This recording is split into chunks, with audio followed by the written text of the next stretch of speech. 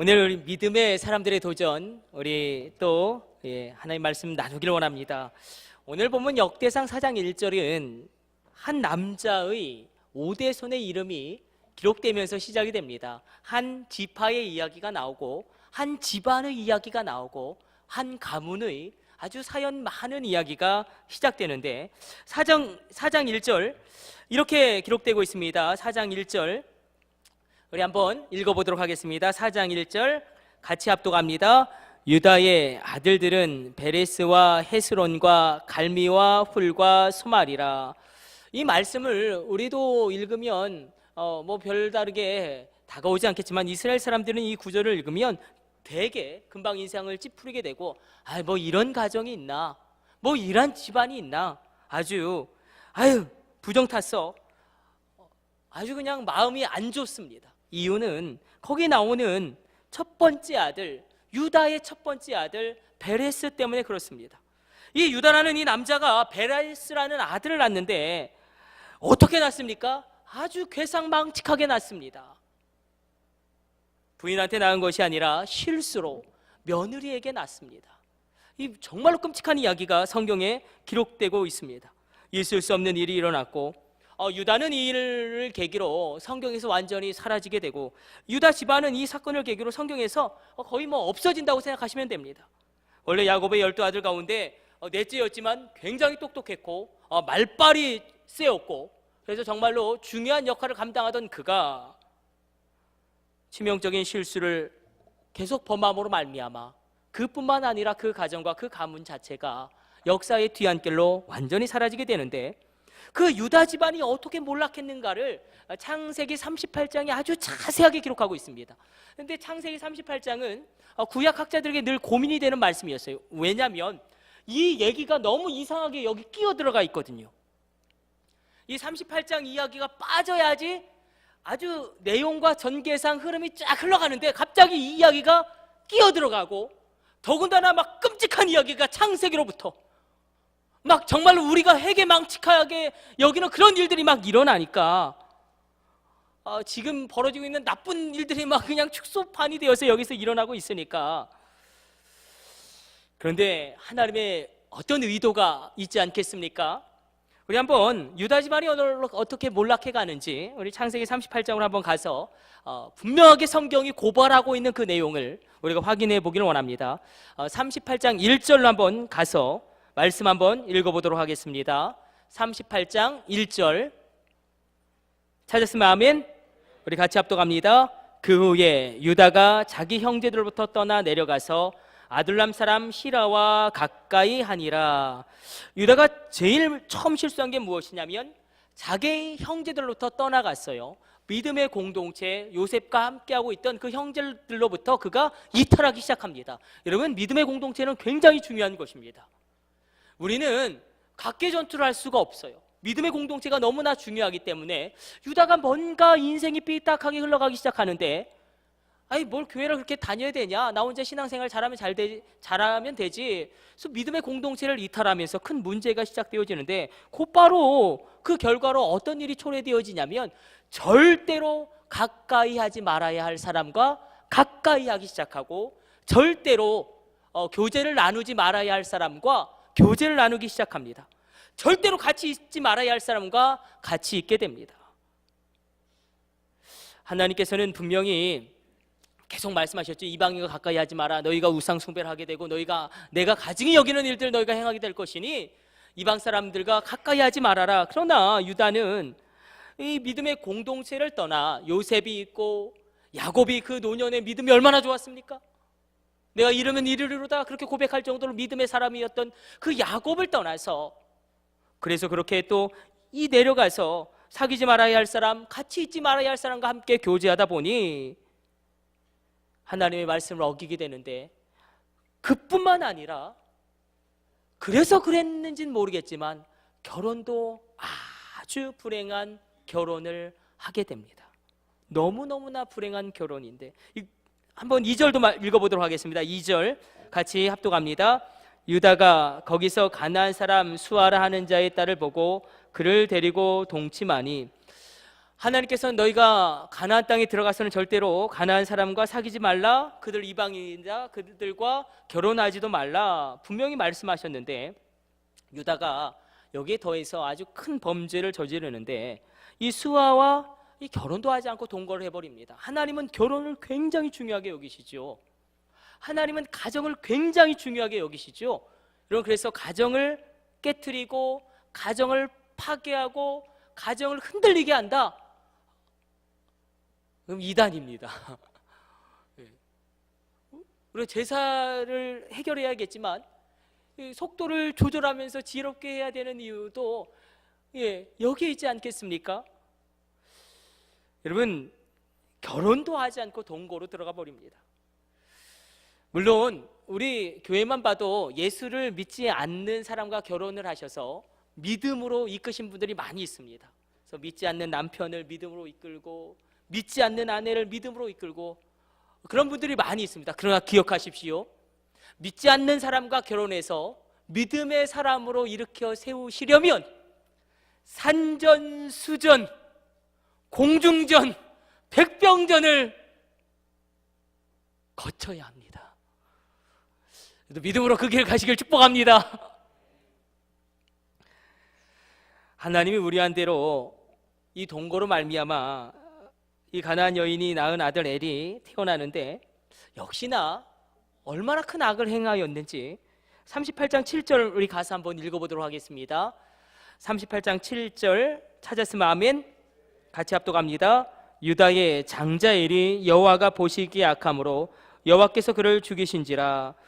얼마나 악한 일을 했는지 하나님이 그를 치셨다고 성경은 기록하고 있습니다. 도대체 얼마나 악한 일을 했길래. 근데 둘째는 더 심각한 문제예요. 형이 죽으면 이게 고대 근동의 어떤 관습입니다. 여자에게는 어떤 경제적인 권한이 없어요. 그래서 이 과부가 된 이 사람을 살리기 위해서는 어떻게 하냐면 아들을 낳아야 합니다. 이 생존권과 관련돼 있어요. 왜냐하면 아들에게만 유업이 흘러가기 때문에. 그래서 동생이 아들을 낳아주고 그 지파와 가문의 유업과 재산을 이 과부에게 주는 것입니다. 그런데 이 오난이 이 다말을 가지고 장난을 칩니다. 아들을 낳지 않게 자위만 합니다. 그래서 이 오난, 이름도 참 그렇죠. 그래서 하나님께 이 성적인 범죄로 말미암아 이 하나님의 율법도 어기고 그렇게 진노하심 가운데 그도 죽게 됩니다. 그래서 그의 이름이 그게 어원이잖아요. 못된 나쁜 짓을 하는 어원이 되고 맙니다. 여기 보십시오. 유다가 친구 잘못 사귀죠. 믿음의 공동체에서 떠나가죠. 결혼도 잘못하고 동거하다가 큰아들은 여호와 눈에 악하여 하나님이 그를 죽이시고, 둘째 아들도 심각한 성적인 죄악 가운데 빠져서 하나님의 진노를 맞이하게 됩니다. 유다가 더 큰 문제예요. 마지막 한 방을 크게 터뜨리죠. 유다가 완전히 분별력을 잃어버리고 술에 취했을 때에 다말이 창녀로 분장하고 유혹하는데 그만 동침해버리고, 그래서 이게 툭 튀어나온 게 이게 아들도 아니고 손자도 아니고 이게 뭐냐, 이 베레스가 그냥 탁 튀어나온 거예요. 그래서 유다 집안이 끝납니다. 성경에서 사라져요. 여러분, 유다 지파처럼 사라진 지파가 성경에 상당히 많습니다. 대표적인 지파가 므낫세 반지파죠. 요단강을 건너야 되는데 므낫세 반지파는 안 건넜어요. 가나안 땅으로 정복 전쟁하러 가기 싫다, 여기서 머무르겠다. 그래서 그 므낫세 반지파는 역사의 뒤안길로 사라지고 성경에서 완전히 사라져 버립니다. 그런데 우리가 신기하게도 이 집안이 그런데 어떻게 되냐면 이 집안이 놀랍게 일어나고요, 새롭게 시작되어지고요, 하나님의 축복의 계보를 형성하는 놀라운 지파로 역사 가운데, 성경 가운데 재등장하게 됩니다. 이스라엘은 원래 야곱의 이름이죠. 그런데 지금도 이 이스라엘 사람들, 유대인들이 자기를 이야기할 때 주라고 이야기합니다. 주라는 것은 유대의 지파라는 뜻이에요. 자신들의 민족의 정체성과 유다 지파를 연결해요. 유대인들이 지금 얼마나 대단한지 노벨상을 180명이 탔습니다. 우리는 한 명밖에 못 탔는데 전 세계 경제를 뒤집고 있고요. 얼마나 대단한지. 그런데 사실 유다 지파는 사라져 버렸거든요. 콩가루 집안이고 완전히. 근데 어떻게 이렇게 회복되어지게 되는가? 여러분 정말 이거 믿으시길 축복합니다. 내가 예수를 믿기로 결단할 때 우리 가정 가운데 새로운 일이 시작되어질 줄로 믿습니다. 내가 우리 자녀들 가운데 복음을 다시금 전파할 때에 놀라운 이런 축복의 계보가 우리 가문 가운데도 일어나게 될 줄로 믿습니다. 오늘 본문 말씀에 그 비결이 써 있습니다. 아마도 여러분 가정에도 문제가 있으실 것입니다. 그러나 아무리 문제가 있다고 할지라도 유다 집안처럼 망가진 집안은 없을 것입니다. 믿음의 공동체를 완전히 떠나가고 친구 잘못 사귀어서 부도나고 첫째 아들이 아주 그냥 몹쓸 짓 하다가 사형 선고받고 둘째 아들은 아주 성적인 방종에 자기 유다는 그냥 며느리와 그렇게 돼가지고 그냥 이게 뭐냐 이게 막 손주도 아닌 것이 아들도 아닌 게 팍 튀어나와 버리고 아마 이 정도까지 비참하게 무너진 집안은 없을 것입니다. 그러나 이 무너진 유다 집안을 일으켜서 왕의 가문으로 만드신 하나님이라고 한다면 여러분 가정의 어떤 문제도 너끈히 해결하실 줄로 믿으시길 축원합니다. 그래서 오늘 성경을 크게 보는 것입니다. 그래서 오늘 이 유다 지파가 어떻게 일어나게 되는가, 그 영적인 계보를 다시 한번 살펴보는데 세 가지를 기억하시면 돼요. 누가 일어나죠? 야베스가 일어나고, 누가 일어나죠? 갈렙이 일어나고, 그리고 누가 일어납니까? 다윗이 일어납니다. 유다 지파가 얼마나 놀랍게 일어났는지 예수님이 뭐라고 말씀하시냐면 나는 유다 지파의 뿌리다, 나는 유다 지파의 사자다라고 말씀하실 정도로 이 구속의 족보가 형성되어집니다. 원래 장자권은 루벤에게 있었어요. 근데 이게 한번 틀어지죠. 장자권이 그래서 어디로 흘러갑니까? 요셉 지파에게 흘러가죠. 잘 보세요. 막 축복권이 흘러간다고요. 맨 처음엔 장자 루벤에게 가야 되는데 이 루벤에게 가지 않고 요셉 지파로 흘러갑니다. 근데 요셉 지파에서 다시금 이게 꺾여서 유다 지파로 흘러가요. 이 도도한 축복의 계보를 우리가 한번 성경을 크게 보면서 확인하는 것입니다. 그래서 야베스와 갈렙과 다윗, 우리가 간단하게 오늘 이들이 과연 어떤 일로 하나님을 기쁘시게 했고 하나님이 어떤 은혜를 주셨길래 유다 지파가 이렇게 놀랍게 일어나는가 우리가 살펴보기를 원합니다.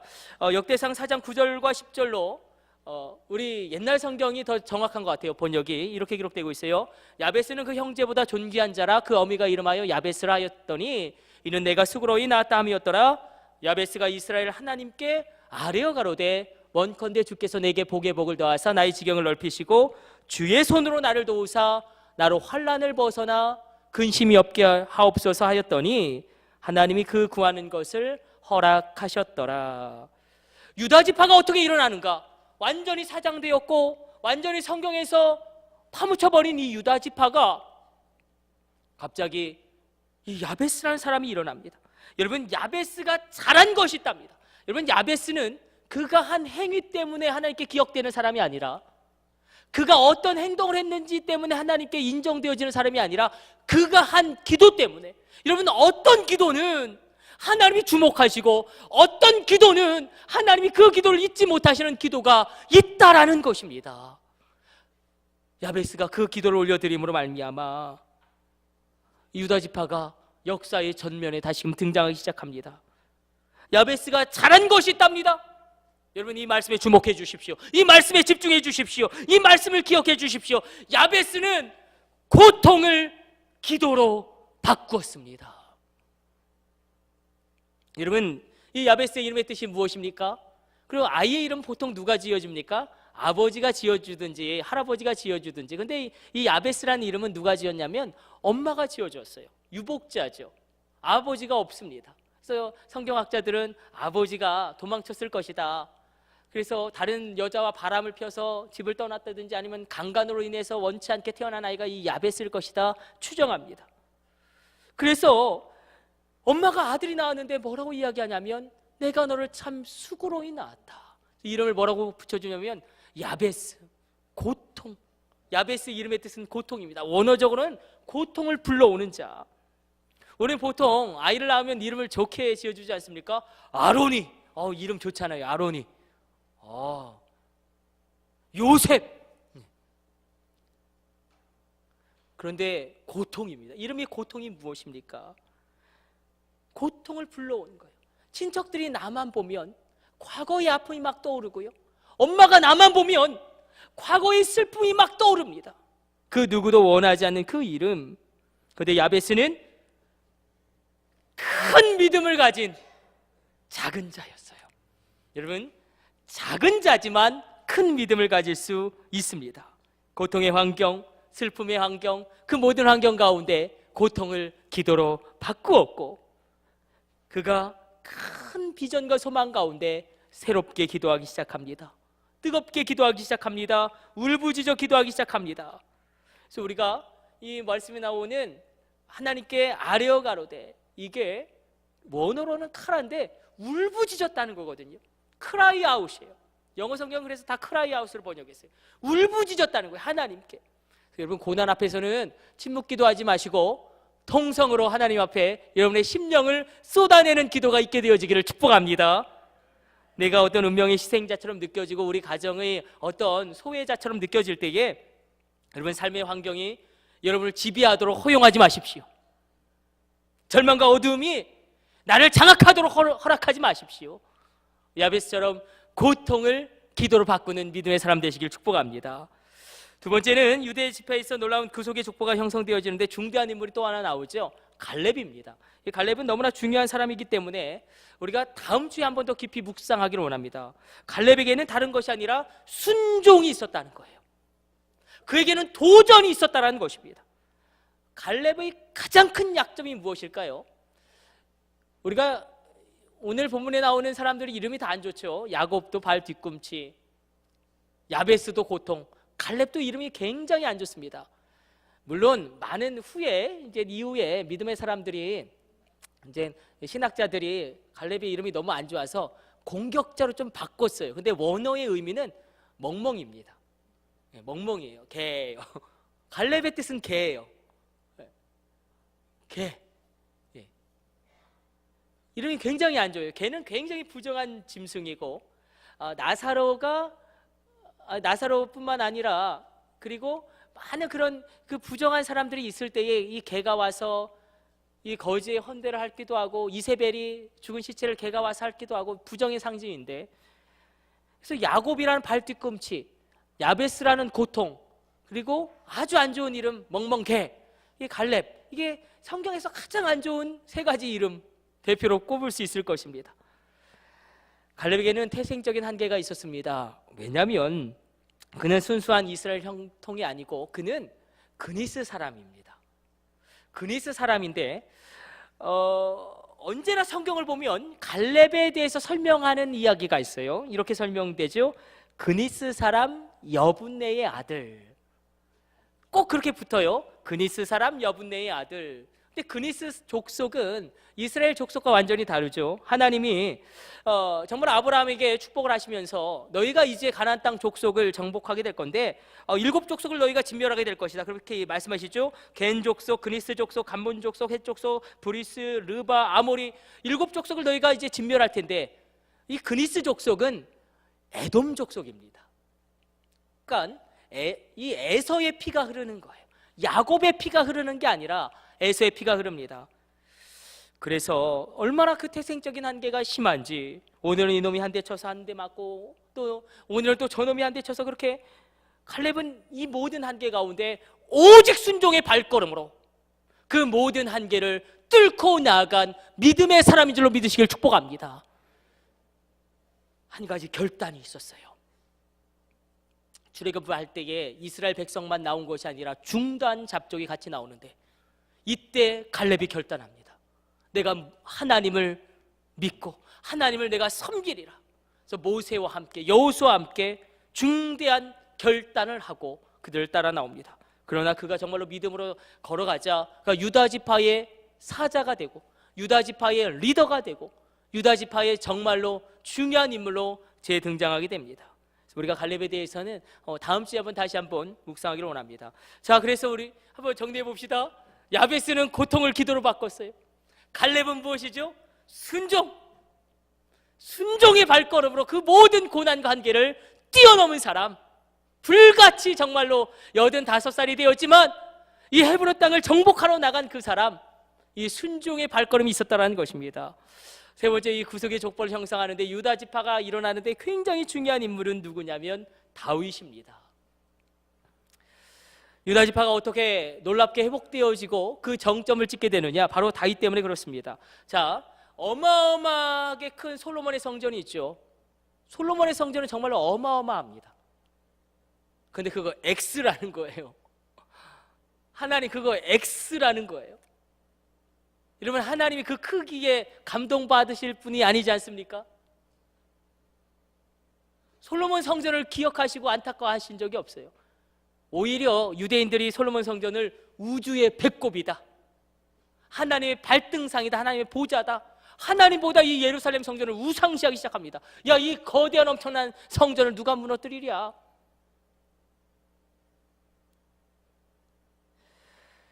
하나님의 마음은 그 어마어마하게 큰 솔로몬의 성전을 기억하는 것이 아니라 바로 다윗의 장막을 기억하십니다. 그거에 비하면 코딱지만하고 누추하고 텐트거든요. 다윗의 장막 보잘것이 없습니다. 그러나 다윗의 장막에 예배를 하나님이 기뻐하셨다는 것입니다. 그래서 우리 교회 본당의 이름도 다윗의 장막이지 않습니까? 하나님이 사도행전을 통하여 내가 마지막 날에 내가 너희 가운데 반드시 이 일을 행할 것이다 말씀하시는 말씀이 있습니다. 그 말씀이 무엇이냐면 사도행전 15장 16절로 이렇게 기록되고 있어요.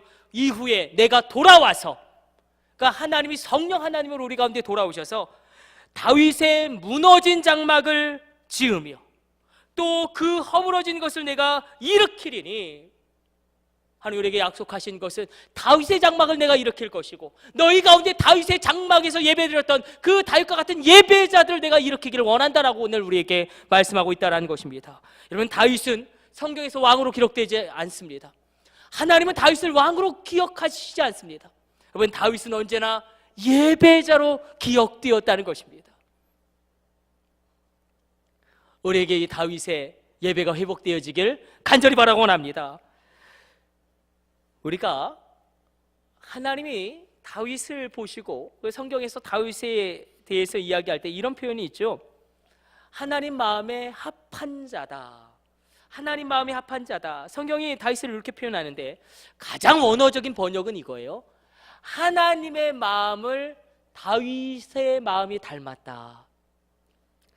다윗의 마음이 누구의 마음을 닮았다고요? 하나님의 마음을 닮았다. 도대체 다윗의 마음이 어떻길래? 이새의 집으로 막 사무엘이 달려갑니다. 사울 이후에 왕을 세우려고. 첫 번째 아들 엘리압을 보니까 과연 준수하고 과연 제목이에요. 왕의 감이에요. 근데 하나님 뭐라고 말씀하십니까? 그의 외모와 그의 용모와 그의 키를 보지 말라. 뭐라고 말씀하십니까? 사람은 외모를 보거니와 나 여호와는 중심을 보느니라. 그래서 다윗을 기름 부어 왕으로 세우십니다. 하나님의 마음과 닮았던 그 다윗의 마음이 무엇이었을까? 이것이 이 유다 지파의 일어남과 굉장히 중요한 그 비결과 맞닿아 있습니다. 다윗의 마음이 어떠했길래, 어떤 마음으로 그가 예배를 드렸길래 하나님이 그의 예배를 지금도 잊지 못해 하시고 그의 예배를 그리워하시고 내가 마지막 날 반드시 다윗의 장막을 너희 가운데 일으키며 다윗의 장막에 서 있던 예배자들과 같은 자들을 내가 일으켜 세우리라 말씀하셨는가? 우리가 다윗의 일기장이라고 표현되어질 수 있는 시편의 말씀이 나옵니다. 우리 한번 시편 16편으로 한번 가보도록 하겠습니다. 시편 16편 1절과 2절과 3절 말씀 우리 찾아서 한번 읽어보도록 하겠습니다. 시편 16편 1절과 2절.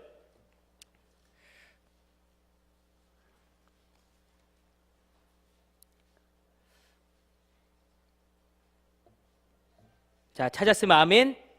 우리 같이 합독합니다. 하나님이여 나를 지켜주소서. 내가 주께 피하나이다.